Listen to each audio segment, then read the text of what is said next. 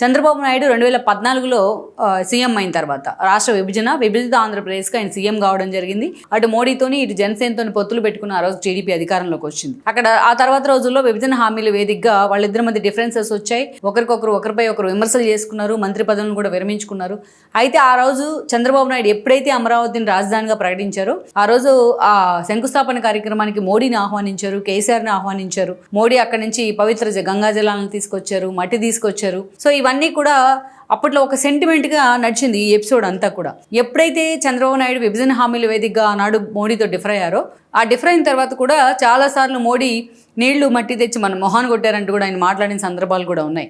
So అలా BJP మీద ఒక నెగిటివిటీ అయితే ఏపీ రాజధాని కేంద్రంగా స్ప్రెడ్ అవుతూ వచ్చింది. ఆ జగన్మోహన్ రెడ్డికి తన అధికారంలోకి వచ్చిన తర్వాత, ఎందుకంటే చంద్రబాబు నాయుడు మీద ఉన్న ఆ రోజున్న ఇష్యూస్ కానీ ఆయన మోడీని టార్గెట్ చేసిన విధానం కానీ బీజేపీకి నిజంగానే ఒక థ్రెట్ అనుకోవాలి అది ఆ రోజున.